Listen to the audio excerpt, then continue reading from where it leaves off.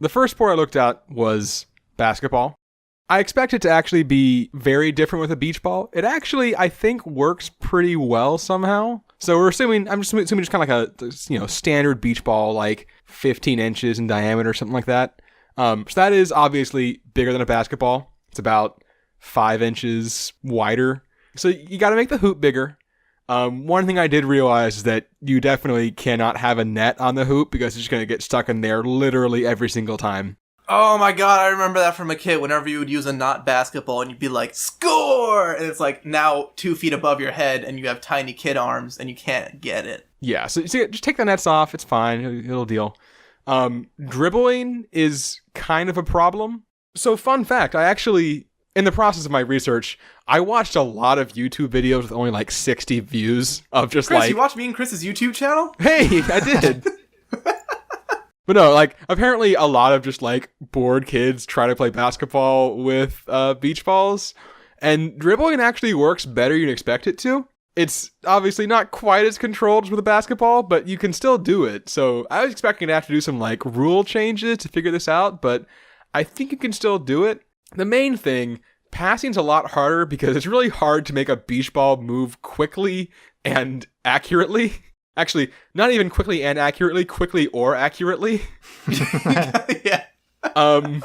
So you're going to have a lot more like short range passes. It's going to be really easy to steal the ball because like it's really big. And also like it gives a lot. So like if someone hits it, like you have to like squeeze it very hard not to have it like just pop out of your hands. Right, exactly. So defensively, the game's going to change a lot, but also, I feel like 3-point shots are going to be basically impossible, so you probably have to move the 3-point line in a little bit. What if you just made them like 30-point shots? That could be. Maybe actually what's just the make plus them minus of the score that you would need? You just make them, yeah. Cause, I think you could make it if you just do like an overhand throw. But I feel like anytime you try to throw a beach ball overhand, it just like, it goes about like 6 feet forward and then just like stops entirely and drops straight down. No, it curves. It does that curve where it just like starts like making a circle. It's like a paper airplane where you throw it as hard as you can. It just goes straight down. Yeah, exactly. So 3-point shot maybe just doesn't work anymore. I think you keep it there as like an aspirational thing, and at some point someone will hit one and like everyone will go crazy. But like it's gonna be tricky. I did have one idea if the dribbling is too much of a problem, which is fans in the ground. Okay. Not that strong, because if you make it too strong, you're just not gonna be able to like control a shot at all. But just enough to just like push it back up to you.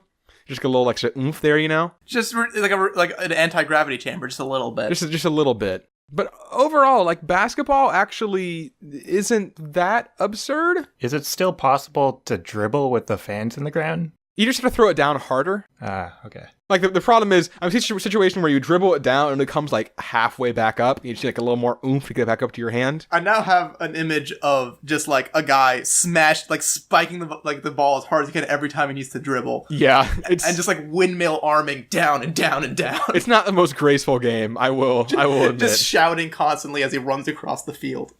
Court is the word you're looking for, yeah. The fans are also maybe a bit of a safety concern for the players, but, you know. Oh, I thought you meant, like, the fans on the stage. Oh, no. I'm like, what do the fans have to do with it? The dribble fans. It just looks so fun that all the fans have to come down and play. There's actually also another very fun defensive strategy that will come about because of the beach ball, which is that, you know, once the ball is on its way back down, like, from the top of its arc, you can't touch it. But there's nothing in the rules that says you can't wave your arms furiously. So I feel like you just get players with really big hands and just like train just like wave their arms a lot when people shoot.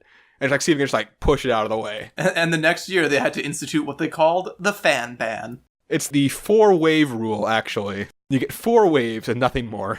Is there a specific rule in basketball about taking off your jersey to add your fan efforts? So you say this, I'm actually pretty sure you're technically supposed to have your jersey tucked in at all times, but don't quote me on that. So there is a rule against it. I think they already know it's going to go down. Like, they're preparing.